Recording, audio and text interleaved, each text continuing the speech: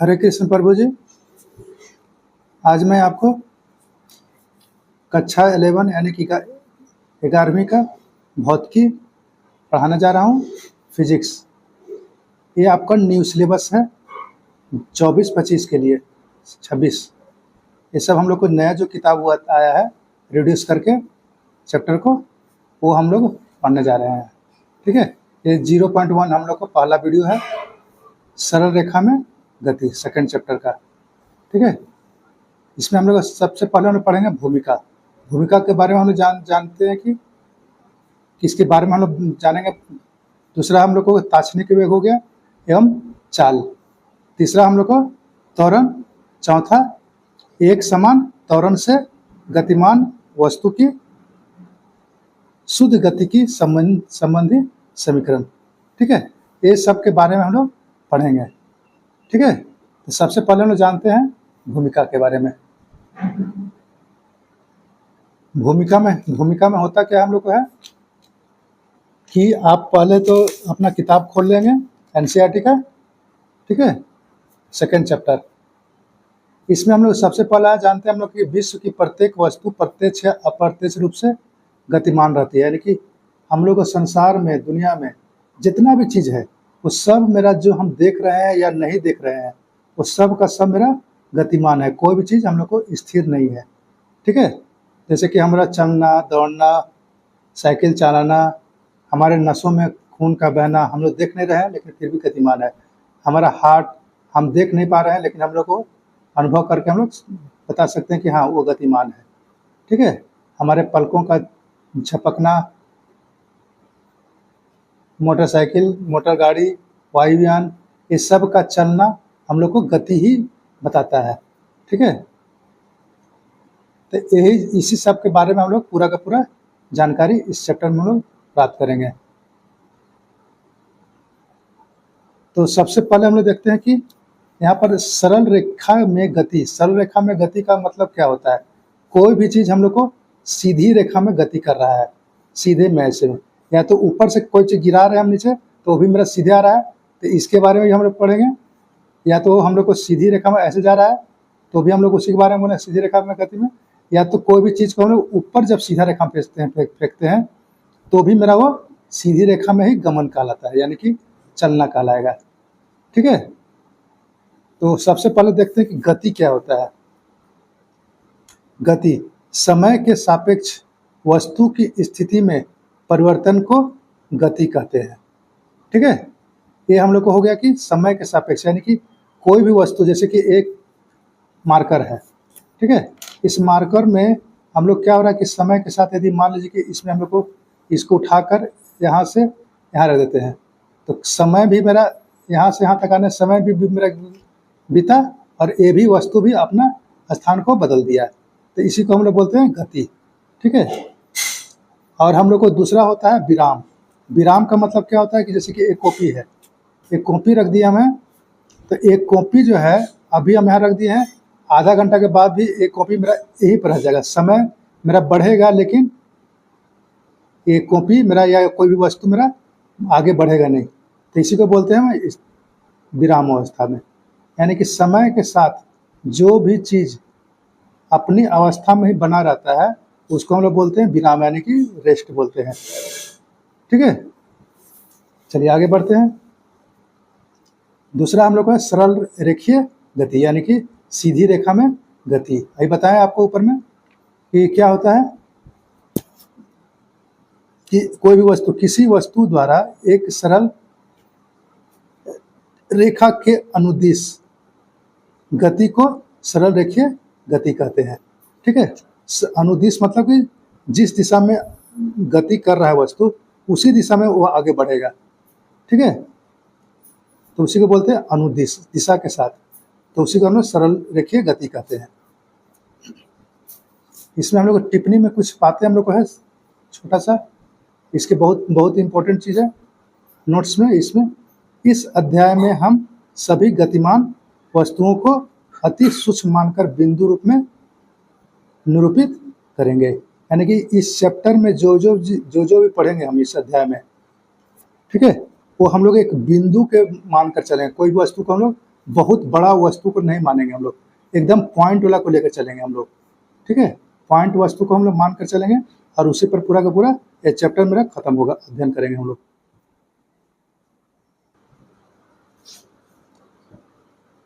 दूरी, दूरी किसे कहते हैं? पथ या रास्ते की लंबाई को दूरी कहते हैं, ठीक है। कोई भी दूरी हम लोग किसी भी तरह रहे वो हम लोग को दूरी कहलाएगा। इसके बारे में हम लोग अभी डिटेल से पढ़ेंगे। विस्थापन, ये परिभाषा आपका है, एक सीधी रेखा में पथ की न्यूनतम दूरी यानी कि कम से कम दूरी जो होता है को विस्थापन कहते हैं। अभी दोनों के बारे में हम लोग समझ लेते हैं। देखिए दूरी क्या है, यहाँ से कोई वस्तु यहाँ तक गया, ठीक है, और वही वस्तु फिर मेरा यहाँ से ऐसे गया, यानी कि इसको ए मान लीजिए, इसको बी मान लीजिए, इसको सी मान लीजिए, ठीक है। फिर यही वस्तु मेरा मान लीजिए कि ऐसे गया, ठीक है। यहाँ से ए हो गया 10, ए हो गया 8 सेंटीमीटर, और यहाँ हो गया मान लीजिए कि 5 सेंटीमीटर हो गया, ठीक है। 10 8 7 10 8 अरे हो गया 5 सेंटीमीटर। तो ये जो हम लोग को दिखा रहा है ये आपको दूरी कहला रहा है, क्योंकि इसमें हम लोग को दिशा नहीं है, ठीक है।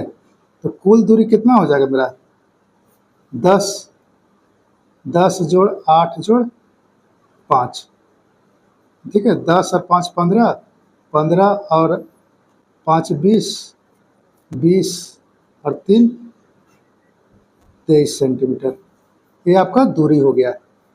अब हम लोग को यहाँ बोला जा रहा है कि न्यूनतम दूरी, मान लीजिए कि ए मेरा डी है, तो ए से डी तक का जो न्यूनतम दूरी है, यहाँ से लेकर यहाँ तक सीधे जो हम लोग आते हैं, हम लोग को यही बताया गया था कि न्यूनतम दूरी ए से लेकर डी तक, शुरू से लेकर अंतिम जहाँ पर था वहाँ पर तक ही, तो इसको हम लोग बोलते हैं विस्थापन, ठीक है।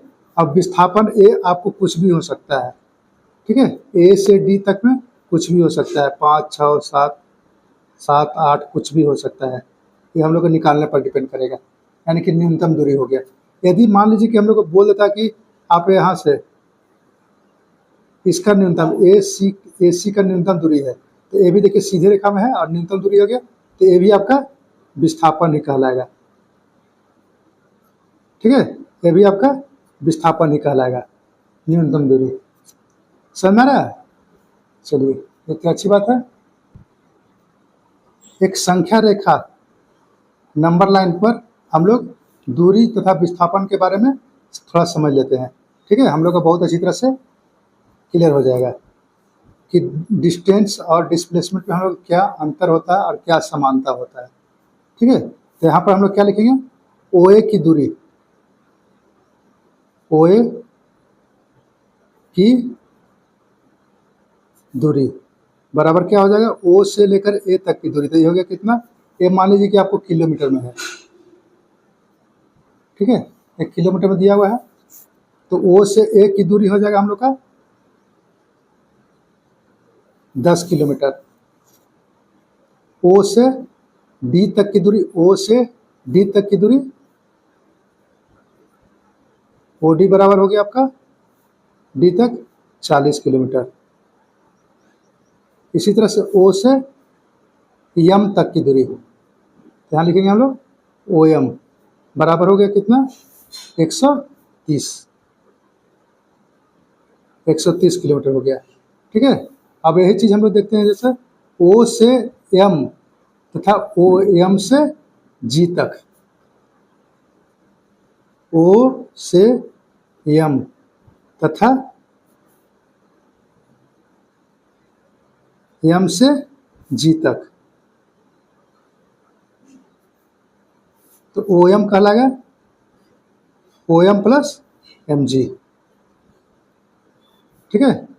अब देखिए ओ एम जो था वो आपका 130 है, और जी एम कितना हो गया, जी एम यहाँ पर है एम जी, तो यहाँ से यहाँ तक 10 20 30 40 50 और ये 60, ठीक है। अब इसको यदि जोड़ देते हैं हम लोग, है 0 6 3 9, 190 किलोमीटर हो गया। ठीक है, देखिए यहाँ पर फिर हम लोग आते हैं ओ से एम, फिर एम से ओ तक, ओ से एम तथा एम से ओ तक, तो O M plus M O बराबर क्या हो जाएगा, 130 जोड़ 130 यानी कि 260 किलोमीटर हो गया। ठीक है, ये हो गया आपका। उसके बाद हम मान लेते हैं कि कुछ दूसरा ले लेते हैं, हम लेते हैं डी से एम, डी से एम, डी से एम तथा एम से ए तक की दूरी, एम से ए, ए तक की दूरी। ठीक है, तो क्या लिखेंगे हम लोग, डीएम, और यहाँ पर एम ए लिखेंगे हम लोग।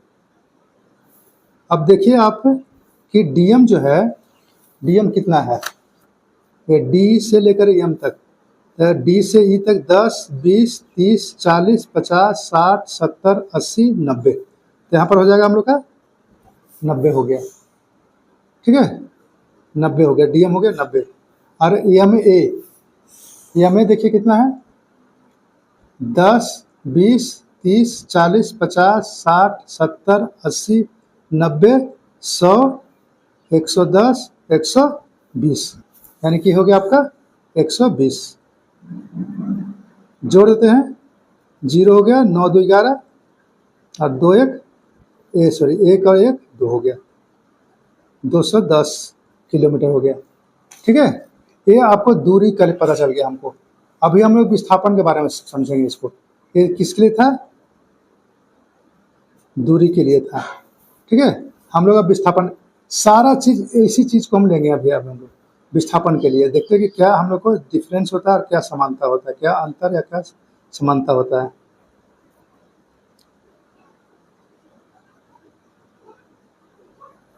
विस्थापन यानी कि डिस्प्लेसमेंट,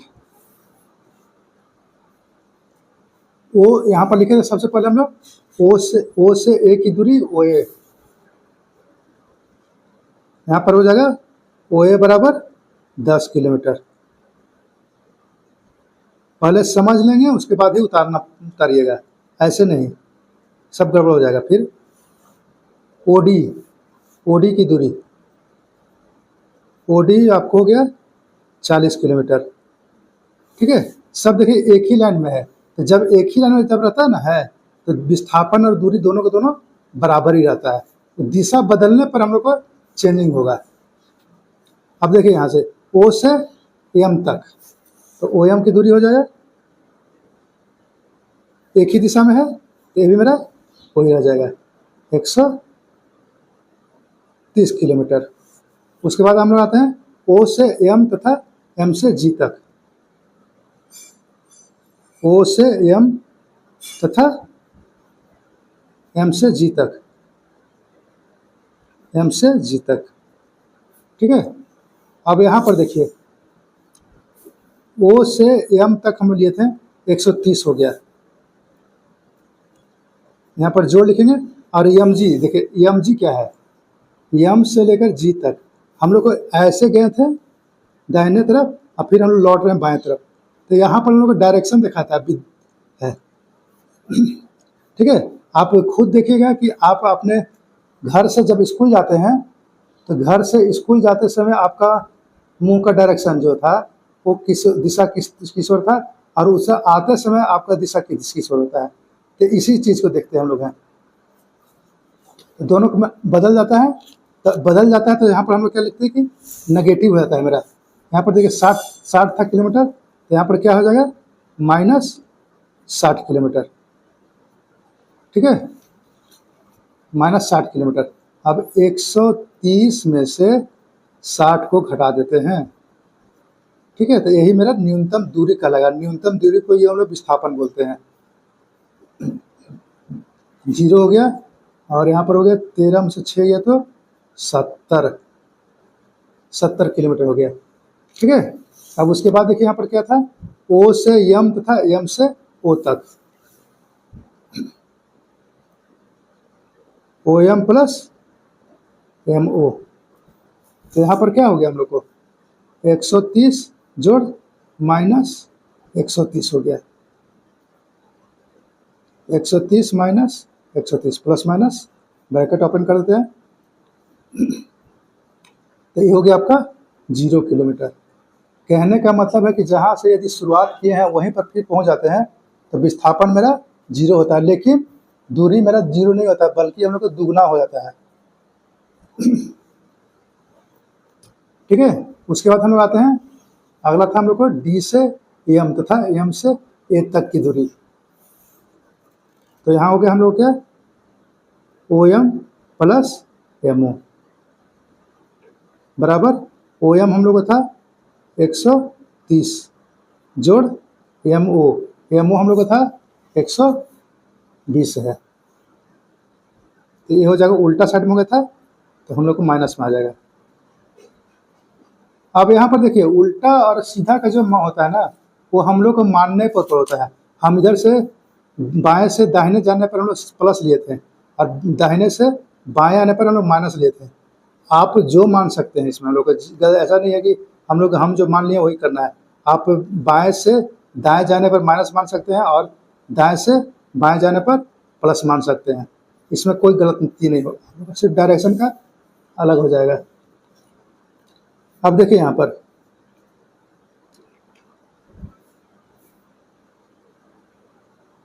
हम लोग को डीएम था,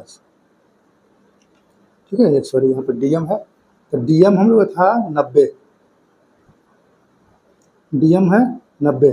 अब 90 में से देखिए यहाँ पर क्या हो गया, 90 माइनस 120, ठीक है। तो 12 में से 9 घटा देते हैं तो बचता है 30, और यहाँ पर हो जाएगा माइनस। अब आप खुद देखिए ध्यान से कि दूरी में ओए 10 किलोमीटर था, विस्थापन में भी ओए 10 किलोमीटर हो गया। ओडी 40 किलोमीटर था दूरी के लिए, यहाँ पर भी ओडी 40 किलोमीटर ही है विस्थापन के लिए। ओएम दूरी के लिए 130 था, ये भी मेरा 130 हो गया। कहने का मतलब हम लोग को हुआ कि दूरी और विस्थापन जब एक ही दिशा में दोनों का दोनों रहे तो मेरा दोनों का दोनों समान होता है। ठीक है, अब उसके बाद देखते हैं ओ से एम तथा एम से जी तक। ये हम लोग को माने कहने का मतलब है कि यहाँ से यहाँ तक गए और यहाँ से यहाँ तक लौट गए, तो हम लोग को क्या हो गया, दुगना हो गया, जो दूरी दुगना हो जाएगा, लेकिन हम लोग विस्थापन 0 हो जाता है। देखिए यहाँ है ना। दूसरा हम लोग था कि ओ से एम तक गए थे और एम से जी तक गए थे, तो न्यूनतम दूरी मेरा यही बचा ना, ओ से लेकर जी तक, ओ से लेकर जी तक मेरा न्यूनतम दूरी बचा। यहाँ से लेकर एम तक गए, ओ से लेकर एम तक गए, फिर एम से लेकर जी तक हम आए। ठीक है, तो यहाँ पर लौट गए तो माइनस कर देंगे, तो न्यूनतम दूरी जो बचा ओ से लेकर जी तक ही बचा मेरा, यही विस्थापन कहलाएगा। लेकिन हम लोग दूरी में दोनों को जोड़ देंगे, लेकिन हमें यहाँ पर हम लोग घटा देंगे इसको। देखिए घटा के हम लोग आया कितना, 70। ठीक है, यहाँ पर 0 हो गया हम लोग का। उसके बाद देखिए डी से एम तक गए थे और एम से फिर ए तक आए थे, यहाँ से लेकर यहाँ तक और फिर यहाँ से यहाँ तक आए थे। दूरी तो मेरा प्लस हो जाता है, जुड़ जाएगा 130 साथ जोड़, सॉरी कहाँ गया, 90 जोड़ 120 हो गया, यानी कि 210 हो गया। लेकिन यहाँ पर वही चीज़ हम लोग को रहता है कि डीएम हो गया 90 और ए हो गया 120, माइनस में लिख दिए, तो 1 से घटाएंगे तो मेरा नेगेटिव हो गया। अब यहाँ पर देखिए इसका कंक्लूजन, निष्कर्ष क्या निकला हम लोग का। निष्कर्ष निकला कि हम लोग को दूरी और विस्थापन बराबर हो सकता है। ठीक है, दूरी कभी भी विस्थापन से छोटा नहीं हो सकता है। ठीक है, दूरी कभी भी जीरो नहीं होता, लेकिन विस्थापन आपका जीरो हुआ है। और उसके बाद दूरी कभी भी नेगेटिव नहीं होता है, कभी भी देखिए ऊपर में देखिए कहीं भी आपको नेगेटिव नहीं है, ऋणात्मक नहीं है, लेकिन हम लोग का विस्थापन जो है ऋणात्मक भी हो सकता है। ठीक है, तो ये सारा निष्कर्षण हम लोग को लिखना है कि क्या क्या हम लोग निष्कर्ष निकाले हैं, किसका क्या क्या कंक्लूजन निकाले हैं। ठीक है, यही मेरा दूरी और विस्थापन का अंतर हो जाएगा, डिफरेंस। तुलना यानी कि निष्कर्ष, कंक्लूजन। सबसे पहला क्या है, दूरी तथा विस्थापन दोनों बराबर हो सकते हैं। ठीक है, दूसरा कैलकुलेशन क्या हो गया, दूरी हमेशा बड़ा होता है विस्थापन से। ठीक है, तीसरा दूरी कभी भी नेगेटिव नहीं होता है, ऋणात्मक नहीं होता है।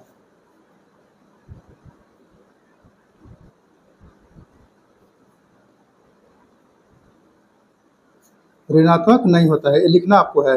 हम इस तरह छोटा पर लिख रहे हैं, लेकिन आपको लिखना है। ठीक है, दूरी कभी भी जीरो नहीं होता है, शून्य नहीं होता है।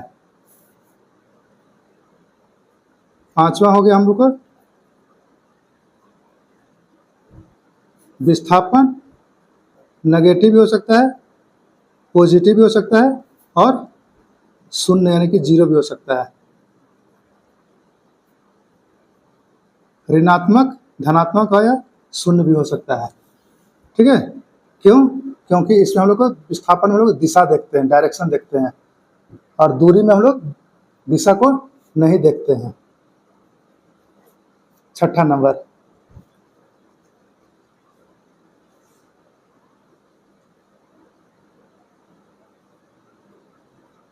दूरी को हम लोग ऐसे लिख सकते हैं, दूरी बड़ा भी हो सकता है या बराबर भी हो सकता है। यानी कि यहाँ ऊपर में जो लिखे ना हम है, इसी को हम लोग शॉर्ट फॉर्म में इस तरह लिख सकते हैं।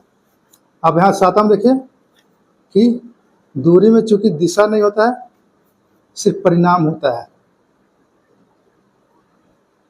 सिर्फ परिणाम होता है।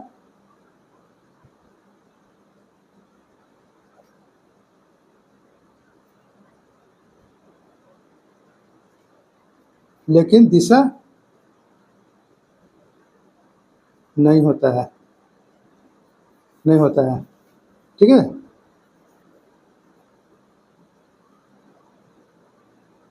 विस्थापन में परिणाम तथा दिशा दोनों होता है। ठीक है, 9 नंबर, दूरी है सो अदिश राशि है, अदिश राशि है, लेकिन विस्थापन दिशा होने के कारण सदिश यानी कि दिशा के साथ है। अदिश मतलब दिशा नहीं है, अ मतलब नहीं है, दिशा नहीं है। यही आपका निष्कर्ष निकला है। ठीक है, इसके बाद हम लोग आगे पढ़ते हैं। अब देखिए यहाँ पर हम देखते हैं हम लोग हैं चाल एवं वेग, यानी कि स्पीड एंड वेलोसिटी।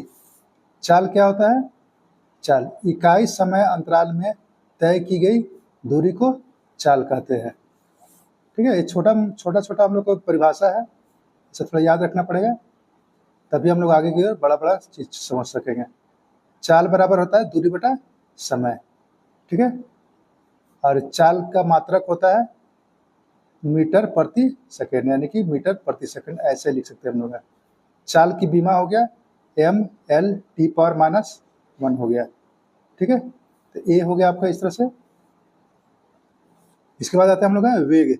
वेग किसको बोलते हैं, इकाई समय अंतराल में तय की गई विस्थापन को वेग कहते हैं। ठीक है, बस यही हम लोग को थोड़ा थोड़ा छोटा छोटा डेफिनेशन है, परिभाषा। वेग बराबर हो गया विस्थापन बटा समय, मात्रक हो गया वही होता है जो कि हम लोग को चाल का होता है। ठीक है, चाल का होता है, मात्रक मीटर पर सेकंड हो गया। बीमा भी हम लोग को यानी कि डायमेंशन भी हम लोग को m पावर 0, l पावर 1 और t पावर -1 हो गया।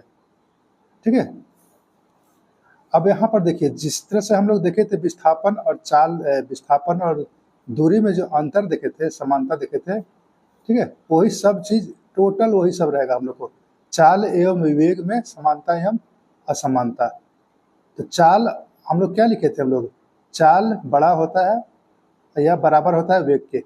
हम लोग विस्थापन और दूरी में क्या लिखे थे हम लोग, चाल और सॉरी विस्थापन और दूरी जो होता है वो बराबर भी होता है, हो सकता है, निकाल के देखे थे ना हम लोग। सारा कंडीशन वही होता है, चाल पॉजिटिव होता है धनात्मक होता है, यानी कि वेग पॉजिटिव नेगेटिव और शून्य होता है।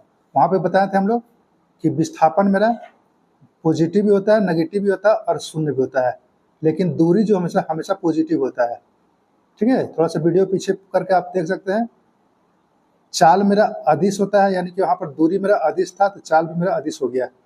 विस्थापन मेरा सदिश था तो वेग भी मेरा सदिश हो गया। सारा सिस्टम जो हम लोग था जो लिखे थे पीछे में, हम सारा चीज वही आपको यहाँ पर भी लिखना है। इसके लिए हम यहाँ पर शॉर्ट फॉर्म लिख दिए हैं, इसको आपको लिख चलना है। ठीक है, चलिए आगे बढ़ते हैं। तात्क्षणिक वेग किसी वस्तु की गति का एक साथ माप है जो किसी विशेष क्षण पर उसके वेग को दर्शाता है तथा दिशा में बताता है। यह एक सदिश राशि है जिसमें गति एवं दिशा दोनों होते हैं। ठीक है, ये तात्क्षणिक वेग का हो गया। तात्क्षणिक चाल, तात्क्षणिक चाल क्या है, किसी वस्तु की गति का एक माप है जो किसी विशेष क्षण पर उसके चाल को दर्शाता है लेकिन दिशा नहीं होती है। यह एक अदिश राशि है। ठीक है, तात्क्षणिक वेग और तात्क्षणिक चाल जो हम लोग अभी देखे थे, चाल और वेग में अंतर, बस वैसा ही यहाँ पर भी हम लोग का। तात्क्षणिक मतलब होता है किसी एक क्षण, पार्टिकुलर किसी एक क्षण के लिए। ठीक है, जो कि बहुत छोटा सा समय होता है, उस दौरान हम लोग को कितना वेग हुआ, कितना चाल हुआ, उसके बारे में हम लोग इसको बताते हैं इसको। ठीक है, इसके बाद हम लोग आते हैं आगे। गतिमान वस्तु का तात्क्षणिक वेग उसके वेग के बराबर होगा यदि उसके दो समयों के बीच का अंतराल डेल्टा टी अनंत सूक्ष्म हो, यानी कि बहुत छोटा हो। अभी बताए थे कि छोटा होता है समय यदि हम लोग को जीरो के बराबर, लगभग बराबर नहीं होना चाहिए, लगभग बराबर होना चाहिए, जीरो के नज़दीक होना चाहिए। वहाँ तक जब होता है तो हम लोग उसी को बोलते हैं तात्क्षणिक। गणितीय रूप में हम लोग क्या बोलते हैं, तात्क्षणिक वेग बराबर v बराबर लिम, यानी कि limit delta tends to zero. Delta tends to zero का मतलब समय जो होता है वो लगभग हम लोग को जीरो के बराबर होता है। ठीक है, 100% बराबर नहीं होना चाहिए, लगभग वहां तक पहुंचना चाहिए हमको। Delta x by delta T, और डेल्टा एक्स क्या है, स्थिति में परिवर्तन। ठीक है, स्थिति में परिवर्तन का मतलब क्या होता है, जो हम लोग दूरी देखते हैं ना, देखिए जैसे कि यहाँ पर हम लोग का है, यहाँ पर O मान लीजिए, यहाँ पर A मान लीजिए और यहाँ पर B मान लीजिए। ठीक है, तो यहाँ से लेकर यहाँ तक, O से लेकर A तक का दूरी जो है वो मेरा x1 है। ठीक है, और O से B की दूरी तो स्थिति जो है सो x2 है। ठीक है, तो हमको AB का स्थिति बताना है, तो AB का स्थिति क्या हो जाएगा, हम लोग को OB में से OA को घटा देते हैं, AB बराबर OB माइनस OA। ठीक है, और OB कितना है, x2 है, माइनस x1 हो गया। अब x2 माइनस x1 जो था, x2 में यानी कि पूरा में से इतना को घटा देते हैं तो हम लोग बचेगा ना इतना, डेल्टा AB बचेगा हम लोग को, इसी को बोलते हैं डेल्टा एक्स। ठीक है, यही हो गया स्थिति में परिवर्तन। यहाँ पर आप लोग लिख सकते हैं ऐसा, lim delta tends to 0, x2 minus x1 by यहाँ पर t2 माइनस t1। अब यही चीज होता है, यहाँ से यहाँ तक जाने में हम लोग को समय कितना लगा था, t1। ठीक है, और यहाँ से यहाँ तक जाने में t2 लगा था। तो a और b की, a से b तक टाइम कितना लगेगा, तो वही डेल्टा t लगेगा हम लोग को। डेल्टा t लिखे देखिए, डेल्टा t है ना हम लोग का, यहाँ डेल्टा टी हो गया, और डेल्टा टी का मतलब t2 माइनस t1 हो गया। अब t2 माइनस t1 को हम लोग dt लिखते हैं इस तरह से। ठीक है, dx बाय dt, ये अवकलन रूप में हो गया। तो dx बाय dt भी बराबर dx बाय dt, इसको याद रखिएगा, क्योंकि इसका प्रयोग हम लोग बहुत सारा करेंगे हम लोग आगे की ओर। जहाँ भी वेलोसिटी होगा यानी कि वेग होगा, हमको इसी का प्रयोग करेंगे हम लोग। ठीक है, चलिए आगे बढ़ते हैं। आगे देखते हैं हम लोग, जिसका कि हम लोग न्यूमेरिकल अंकित में हम लोग प्रश्न की जरूरत पड़ेगा, अवकलन यानी कि differentiation. D x the power n divided by D x, इसका फॉर्मूला होता है हम लोग को है n x the power n minus 1। इस फार्मूला का हम लोग को सबसे ज़्यादा यूज होगा 11th क्लास में। ठीक है, तो इसके बारे में हम सबसे पहले जान लेते हैं। जैसे कि मान लीजिए कि आपके पास, हम कुछ उदाहरण बताने जा रहे हैं आपको, है एग्जाम्पल में D x the power 4, n के स्थान पर क्या करना है आपको, 4 रखना है, डिवाइडेड बाय डी एक्स। क्या हो जाएगा ये, देखिए यहाँ पर n है, यहाँ पर 4 हो जाएगा, n के स्थान पर 4, यहाँ 4 माइनस 1 हो गया, 4x दी पावर 4 माइनस 1 हो गया। ठीक है, तो ये क्या हो जाएगा, 4x पर 4 4 में से घटा देते हैं तो 3 हो जाएगा। यही आपका आंसर हो गया। ठीक है, D x the power 6 divided by D x बटा बटा है, यहाँ बराबर हो गया आपको यहाँ पर n के स्थान पर क्या देखिए चल जाएगा, यहाँ पर n के स्थान पर जो है ना, उसको हम लोग यहाँ रखते हैं 6 रख देंगे, x 6 माइनस 1, ये हो गया आपका 6x की पावर 5, यही हो गया आपका आंसर। ढेर सारा देख लेते हैं हम लोग। यहाँ यदि मान लीजिए -4 है, डी एक्स दी पावर -4, इसको हम लोग को डिफ्रेंशिएशन करना है, अवकलन करना है। ठीक है, तो कैसे करेंगे हम लोग, -4 रखेंगे यहाँ पर, -4 और यहाँ पर -1 हो गया, तो -4 और एक्स दी पावर -5 हो गया, ये हो गया आपका। ठीक है, आगे देखिए, डी मान लीजिए कि आपके पास कुछ ऐसा रहे, एक्स दी पावर 3/2 है, तो इसको हम लोग डिफ्रेंशिएट करेंगे हम लोग। n के स्थान पर क्या है, 3/2 है, तो आप यहाँ पर 3/2 रखिए, यहाँ पर x रखिए, यहाँ पर 3/2 और यहाँ पर -1 रखिए। ठीक है, 3/2 x, और यहाँ पर इसका एलसीएम ले, 3/2 में से 2 का एलसीएम ले, 2 एलसीएम हो गया, यहाँ पर 3 रह जाएगा, और यहाँ पर -2 एकम 2 हो गया, 3/2 एक्स दी पावर 1/2 हो गया। समझ में आ रहा है। अब इसी को हम लोग आगे लिखते हैं, अब एक्स पावर 1/2 को हम लोग रूट भी लिखते हैं, रूट एक्स भी लिखते हैं हम लोग हैं। ठीक है, चलिए, ये सिर्फ आपका कंसेप्ट हो रहा है क्लियर यहाँ पर से, और ये सब को ज़्यादा से ज़्यादा प्रैक्टिस कीजिएगा। 3/2 रखे हैं, 4/6 रखिए, 3/2 5 रखिए, जो रखना चाहते हैं आप रख सकते हैं यहाँ पर है, अपने मन से, किताब का गुलाम नहीं बनना है।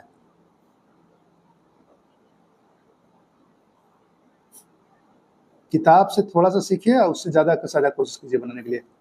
ठीक है, देखिए यहाँ पर 3/2 था, यहाँ पर 5/2 रख दिया हमने। 5/2 x the power 5/2 minus 1, 5/2 x, और यहाँ पर एलसीएम लेते हैं, यहाँ 5 हो गया, यहाँ पर 2 एकम 2 हो गया, 5/2 एक्स दी पावर 5 में से 2 घटा दीजिए, 3/2 हो गया। ये आपका आंसर हो गया। ठीक है,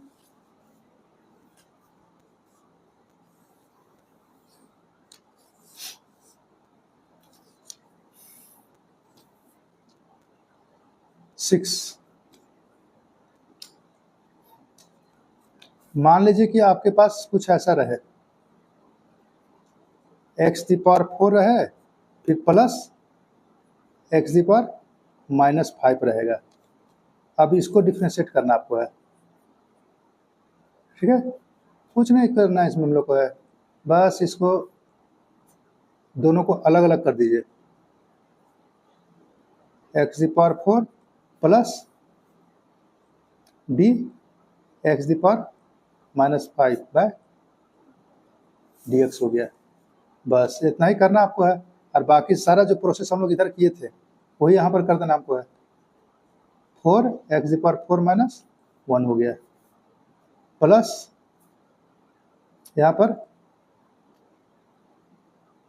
n के स्थान पर माइनस है 5, तो रख दिया यहाँ पर x, यहाँ पर -5 और -1 हो गया। 4 एक्स दी पावर 3 जोड़ प्लस माइनस हो जाएगा यहाँ पर 5 एक्स दी पावर -6। ये तो आपका आंसर हो गया। ठीक है, ज़्यादा दिमाग लगाने की जरूरत नहीं यहाँ पर है, एकदम इजी बनता है। डी, मान लीजिए कि आपके पास ऐसा रहे कुछ x+2 का होल स्क्वायर, और इसको हम लोग को डिफ्रेंशिएट करना है dx+2 का होल स्क्वायर का dx के लिए। तो इसको हम लोग डिफ्रेंशिएट करेंगे, तो डिफ्रेंशिएट हम लोग करेंगे कैसे, बस इसको हम लोग पहले इसको हम लोग ओपन कर देंगे, यानी इसको खोल देंगे ब्रैकेट को। यहाँ हो जाएगा a+b का होल स्क्वायर है, x² plus 2x, sorry 4x हो जाएगा, और यहाँ पर 2 दूनी 4, a² plus 2ab plus b² हो गया बटा dx।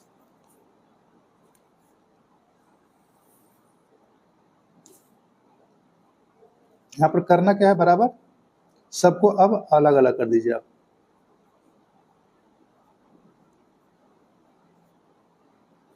प्लस ये 4 है, बाहर कर दीजिए इसको,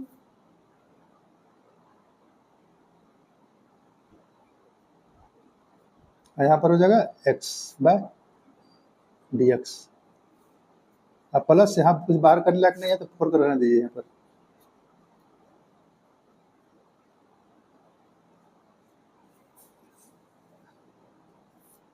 अब यहाँ क्या हुआ, यहाँ 2 है, यहाँ पर 2 रखिएगा, यहाँ पर 2-1 हो गया, n की जगह पर था, सो यहाँ पर 4 हो गया। ठीक है, और ऐसा स्थिति जब रहेगा dx/dx, इसको डायरेक्ट हम लोग कर देंगे हम लोग, और यहाँ पर कोई x का नहीं है, x नहीं है ना यहाँ पर हम लोग क्या हो जाएगा कि 0 हो जाता है। ये हम लोग को स्थिरांक कहलाता है, यानी कोई भी खाली नंबर रहेगा तो हम लोग को 0 हो जाएगा डायरेक्ट। 2x⁴ प्लस यहाँ हो गया 4, 0 खत्म हो गया, बचा आपके पास कितना, देखिए 2x + 4, यही आपका हो गया, यही आंसर हो गया। ठीक है, कुछ क्वेश्चन दे रहे हैं आपको होमवर्क के रूप में, आप बनाइएगा। d 6/5/dx, दूसरा d x⁻⁻6/5/dx, तीसरा d 5/6 माइनस में रहेगा -5/6 dx d √x by dx हो गया d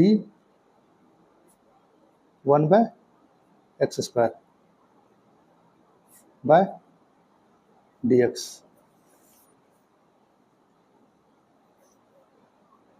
d 1/3/2 dx। इसको बनाइएगा और कमेंट में बताइए कि बन गया था आपका। ठीक है, कुछ हम लोग और क्वेश्चन देखते हैं। अब देखिए, तो आपका कुछ क्वेश्चन इस तरह रहेगा, x बराबर 4t² प्लस 3t, ऐसे कुछ क्वेश्चन रहेगा। तो इसको क्या करते हैं हम लोग, यहाँ पर लिखेंगे कुछ हम लोग, यहाँ पर x है और यहाँ पर t है, तो यहाँ पर लिखेंगे हम लोग दोनों और, यहाँ पर जो रहेगा ना बस उसी को हम लोग लिखना है, t के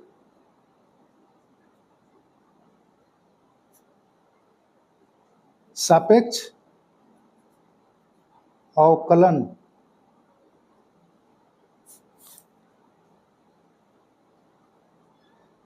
करने पर। ठीक है, दोनों ओर t के सापेक्ष अवकलन करने पर, तो t के सापेक्ष है तो यहाँ पर लिखेंगे हम लोग dx/dt लिखेंगे हम लोग। ठीक है, पिछले में हम लोग था x था तो नीचे x लिखे थे वो, और यहाँ पर हम लोग को हो गया d/dt 4t² प्लस 3t हो गया। अब देखिए इसको अब अंदर लाते हैं, d 4t² by dt plus d 3t by dt। अब 4 को बाहर कर दीजिए,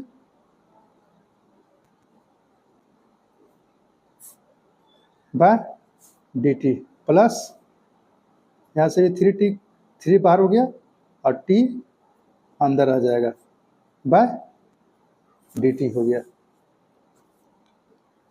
ठीक है, 4 बराबर, अब यहाँ पर देखिए n के स्थान पर 2 है तो यहाँ पर क्या लिखिए 2 लिखिए, और यहाँ पर हो गया t, यहाँ 2 - 1 हो गया, जोड़ 3, और यहाँ बताया था कि t और t है, x और x था पीछे में तो हम लोग लिखे थे क्या 1, यहाँ t और t है तो मेरा कट कैंसिल हो गया, 1 हो गया। ठीक है, बस यही तो आपका था, निकल गया। अब 4 दूनी 8 कर दीजिए, और यहाँ पर t और 2 में से 1 हटेगा तो 1 बचेगा, लिखा नहीं आता, लिखते हैं थोड़ा सा इस तरह से, वो छुपा रहता है, 1 छुपा रहता है, बराबर 8t प्लस 3 हो गया, यही आपका हो गया आंसर। ठीक है, अब इसी तरह से देखिए, मान लीजिए कि दूसरा क्वेश्चन रहेगा आपको v बराबर 6t³ plus 5t² plus 2t। इस तरह से मान लीजिए कि ए ऐसा ही आपका क्वेश्चन रहे।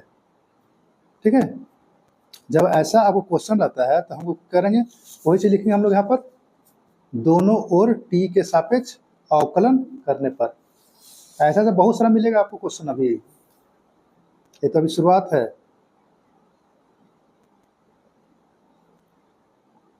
दोनों ओर t के सापेक्ष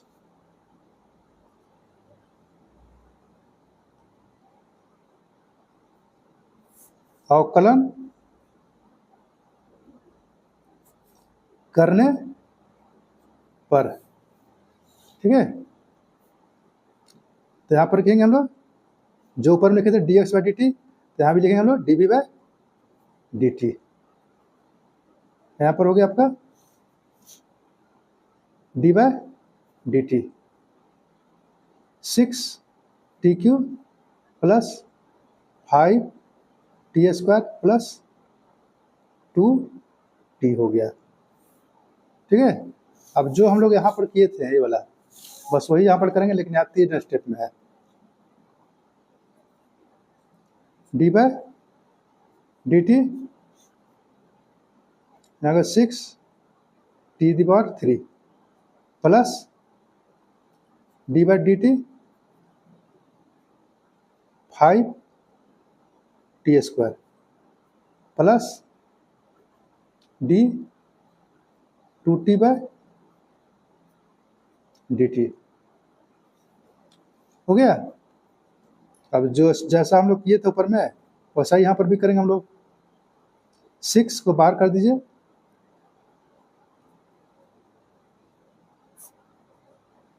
by D T 3T³ by D T plus 5 को बाहर कर देते हैं, और यहाँ हो जाएगा आपको T²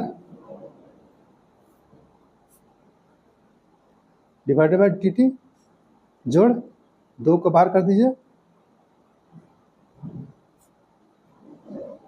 डी टी हो गया, ठीक है। 6, अब यहाँ पर जो ऊपर किए थे हम लोग वैसा ही कर सकते हैं डायरेक्ट। यहाँ पर 3 था तो यहाँ पर 3 कर दिया, यहाँ पर टी 1 हटा देते हैं तो यहाँ पर हो जाएगा 2, 3T² हो गया प्लस 5 इंटू 2 हो गया, और यहाँ पर 2 घटाएंगे तो 1 बचेगा यहाँ पर, अब प्लस 2 हो गया गुना 1 हो गया, ठीक है। बस ये वाला ही को हम लोग ऊपर लिख देंगे।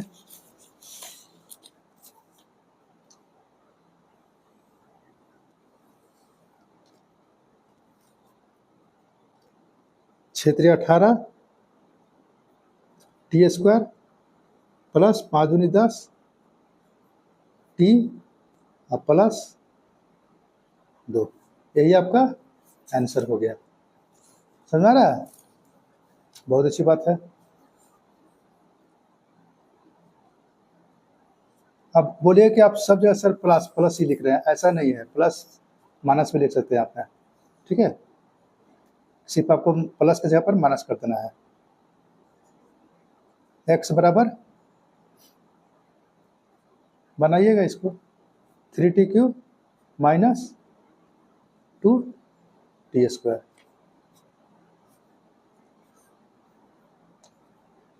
तीसरा हो गया। चौथा, x बराबर 5T³ माइनस 4T² प्लस 6,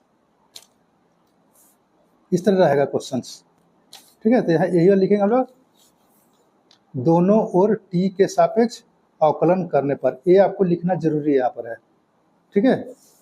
हम यहाँ डायरेक्ट लिख देते हैं, आप लिख लीजिएगा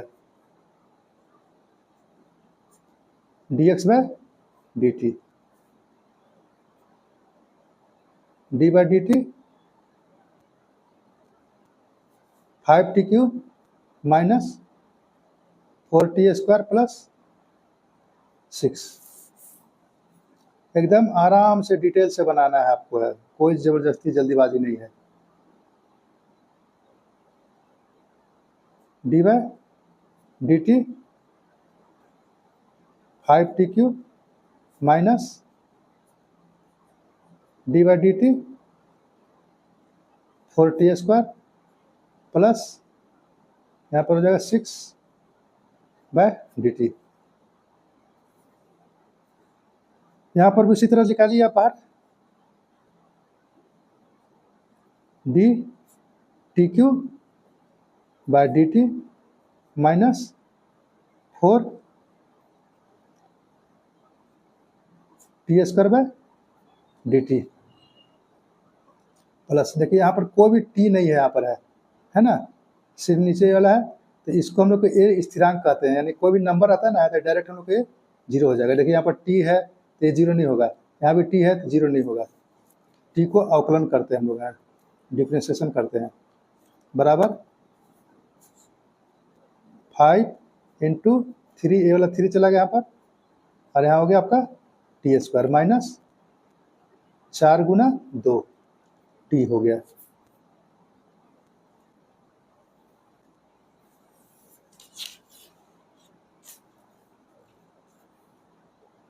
यहाँ हो गया 5 × 15 टी स्क्वायर माइनस 4 दूनी 8 टी हो गया। ठीक है, ये तो हो गया, इस तरह से आपका कंसेप्ट क्लियर हो गया। ठीक है, अब हम लोग क्या करते हैं कि टी का मान रख के बनाते हैं हम लोग, है ठीक है। मान लीजिए क्वेश्चन आपको रहेगा इस तरह से, x बराबर 5 टी स्क्वायर माइनस 3 टी। ठीक है, ऐसा कुछ क्वेश्चन रहेगा, और आपको यहाँ पर दे दीजिएगा कि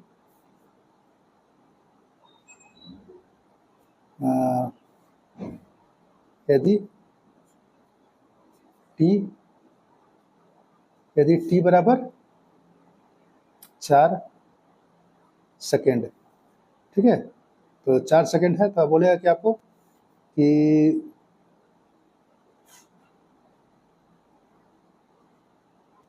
वेग v का मान ज्ञात करें, मान ज्ञात करें। ठीक है, ये बहुत आसान क्वेश्चन है। हल एक ये लिख लीजिए क्वेश्चन आप पहले, x बराबर 5 टी स्क्वायर माइनस 3 टी। अब यहाँ पर लिखना आपको है x के सापेक्ष, सॉरी t के सापेक्ष दोनों और अवकलन करने पर,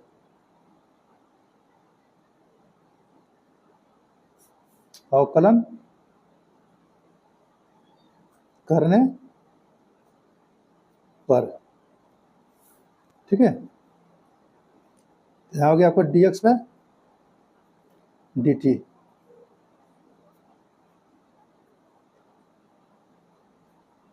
5 टी स्क्वायर माइनस 3 टी हो गया। हम लोग इसको जो पहले किए थे डायरेक्ट यहाँ भी कर सकते हैं हम लोग, 5 दूनी 10 टी माइनस 3 टी हो जाएगा। जैसे हम लोग यहाँ पर किए थे, देखिए यहाँ पर जो किए थे ना, बस वैसा ही कर देना है। आप लोग पूरा डिटेल से कर लीजिएगा, हम आगे बढ़ रहे हैं इस तरह से। अब देखिए यहाँ पर dx बाई dt जो है, ये dx को हम लोग क्या मान के चलते हैं, दूरी, और t हो गया समय, तो दूरी बटा समय क्या होता है, v होता है, वेलोसिटी वेग होता है ना। यहाँ पर 10t माइनस 3t हो गया। ठीक है, 10, और t का मान देखिए कितना दिया था, यहाँ पर t का मान दिया 4 सेकेंड पर, तो यहाँ पर आप 4 लिख दीजिएगा माइनस 3, यानी कि 10 चौके 40 माइनस 3, तो 40 में से 3 हटाएंगे तो 37 मीटर पर सेकेंड। इस तरीके से आपको हम बहुत सारा न्यूमेरिकल बनाएंगे हम लोग आपका आगे। ठीक है, डिफरेंशिएशन बना लिए हैं, और इस तरह से हम लोग को न्यूमेरिकल बनेगा। अब आगे देखते हैं और भी बहुत सारा क्वेश्चंस। देखिए यहाँ पर वेग को भी वेलोसिटी से बोलते हैं। इसका हम लोग का फॉर्मूला होता है dx बाय dt। ठीक है, त्वरण a हो गया ये हो गया आपको dv/dt।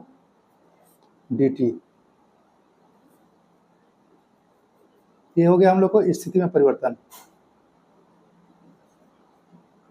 स्थिति में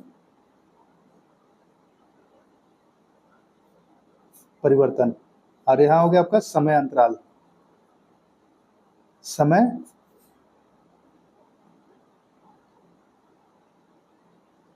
अंतराल हो गया, ठीक है।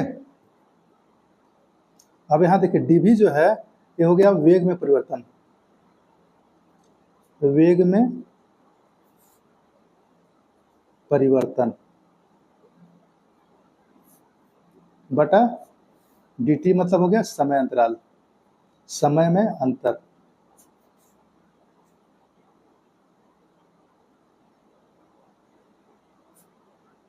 समय अंतराल हो गया समय में अंतर, ठीक है। तो ये हो गया आपका इस तरह का। तो अब यही सब चीज को हम लोग बनाएंगे, ठीक है। तो देखिए एक आपका क्वेश्चन जो रहेगा वो इस टाइप से रहेगा। देखिए यहाँ पर क्वेश्चन से पहला, यदि किसी वस्तु की स्थिति x बराबर 4t³ - 3t² हो तो t बराबर 4 सेकेंड बाद उसका पहला हम लोग को वेग तथा दूसरा हम लोग को त्वरण निकालें, ठीक है। अभी देखिए हमें यहाँ लिखे थे हम लोग v बराबर dx/dt रखते हैं और यहाँ पर त्वरण a dv/dt हो गया। बस एकदम ध्यान रखना है पर यही चीज आपका रामबाण बनेगा, ठीक है।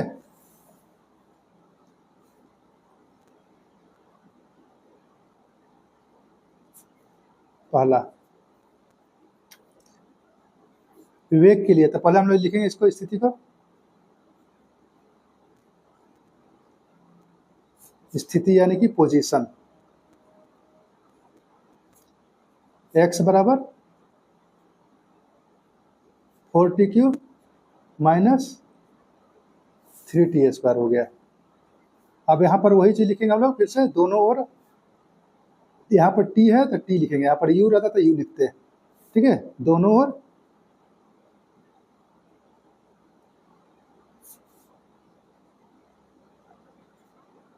t के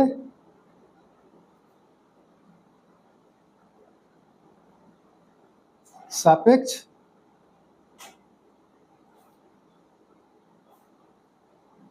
अवकलन करने पर, ठीक है, t के सापेक्ष। तो यहाँ पर होंगे dx/dt हो जाएगा बराबर यहाँ पर d/dt 4t³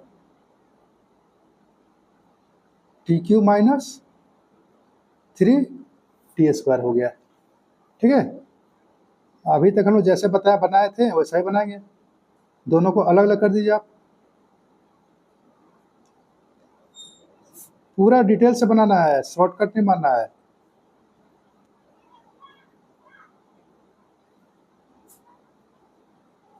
dt 4 को बाहर कर दीजिए और t को हम लोग डिफ्रेंशिएट यानी कि अवकलन करेंगे -3t² हो गया। अब यहाँ पर देखिए 4 गुना n के स्थान पर था, सबसे पहला देखिए फॉर्मूला लिखे थे हम लोग 3 और यहाँ पर 2 घटा देते हैं इसमें t² हो गया -3t² यानी कि 3 यहाँ पर स्क्वायर 2 है तो यहाँ पर 2 लिख देंगे और यहाँ पर t हो गया पावर में 1, ये छुपा रहता है आगे की ओर 1 छुप जाएगा, 4 तिया 12 t² -3 दूनी 6 और यहाँ पर हो गया t, ठीक है। ये आपका किस लिए आया हम लोग को dx, देखिए dx/dt था ना, यहाँ पर लिखे तो देखिए dx/dt। यहाँ भी D X by D T हो गया। अब D X by D T था, देखिए यहाँ पर क्या आपका है, D X by D T क्या लिखे थे हम लोग, भी लिखे थे, भी बन रहा है वेग हो गया। तो यहाँ पर वही चीज़ लिखा जाएगा, भी बराबर कितना आ गया, 12 टी स्क्वायर माइनस 60 हो गया। ठीक है, यही वेग है आपका, वेग भी बराबर 12 हो गया। और टी के लिए हमें मानक देखिए, टी के लिए कितना लिए थे, टी बराबर 4 सेकंड लिए थे ना। यहाँ पर आप टी के जगह पर 4 सेकंड लिख दीजिए आप, 4, और यहाँ पर स्क्वायर है तो स्क्वायर लिखिए, माइनस 6 गुना 4, 12 हो गया। 4 का स्क्वायर का मतलब 4 गुने 4 है, यहाँ 6 चौके 24 हो गया। 12 चौके 48 गुना 4 माइनस 24, 8 चौके 32 और 4 चौके 16, 16 और 3 19 माइनस 24। अब 192 में से 24 घटा दीजिए आप,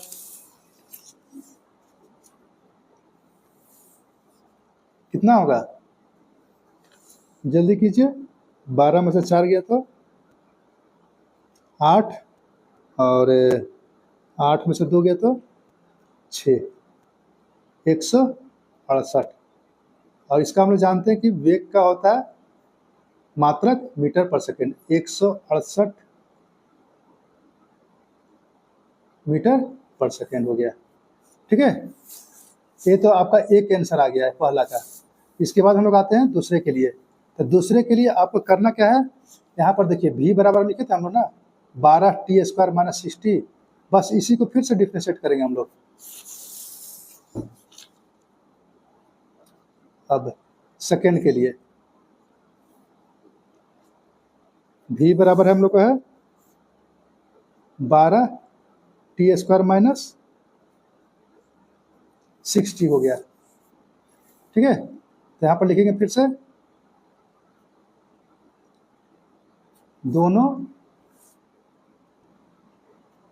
दोनों और टी के सापेक्ष अवकलन करने पर क्या हो जाएगा, यहाँ पर DV by D T, D by D T 12 square minus 60 हो गया।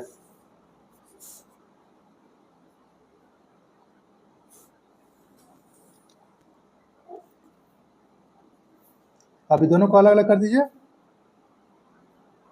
12 को अलग कर देते हैं और यहाँ पर टी को डिफ्रेंशिएट करेंगे, यानी कि अवकलित करेंगे। 6 को बाहर कर दीजिए, यहाँ पर डी टी हो गया। ठीक है, बहुत हार्ड नहीं होता है फिजिक्स, भौतिकी बहुत हार्ड नहीं होता है, सिर्फ कॉन्सेप्ट पर आता है कि अच्छी तरह समझना आना चाहिए। और दूसरी बात होता है समझाने वाला भी होना चाहिए। दोनों का, स्टूडेंट का समझ और शिक्षक का, दोनों का समझ एक दूसरे से मिलेगा, तभी आप पढ़ाई अच्छी तरह से होता है। यहाँ पर देखिए 2 टी स्क्वायर 2 हो गया, टी पावर माइनस 1 हो गया, ये घटाते हैं, यहाँ पर 6 हो गया, यहाँ पर ये तो 1 हो जाएगा, यहाँ हो गया 12 दूनी 24, टी माइनस 6 हो गया। अब आप देखिए कि ए जो आया है मेरा, यहाँ पर लिखे थे ना हम लोग DV by D X, DV by D T, DV by D T, इतना है 24 टी माइनस 6। अब यहाँ पर देखिए डीवी बाई डी टी यानी कि वेग बटा समय, तो वेग बटा समय क्या होता है, त्वरण होता है ए।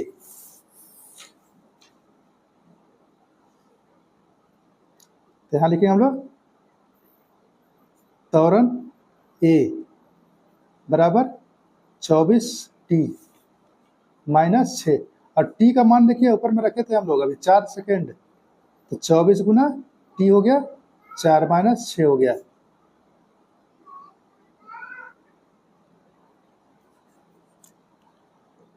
चौबीस गुने 4 घटाओ 6, ऐसे गुना कीजिए 4 चौके 16 और 2 और 1 3 माइनस 6, ये हो गया 30।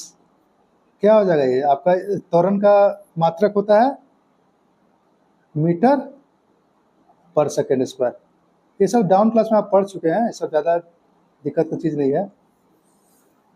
जैसे तो हम बताएंगे और आगे बताएंगे भी हम बहुत सारी चीज़। यही आपका आंसर हो गया, समझ में आया? तो ये हो गया आपका शुरुआत यहाँ से फिजिक्स का न्यूमेरिकल का। इस तरह से हम लोग का ये क्वेश्चन समाप्त होता है। और हम लोग, ये आपका प्रथम वीडियो है। अब इस तरह से मेरा सीरीज चलते रहेगा, 5-6 सीरीज में आपको, या उससे पहले भी हम लोग को कंप्लीट हो जाएगा। ठीक है, तो हम लोग अब मिलते हैं दूसरे वीडियो में। तब तक के लिए जय श्री राम।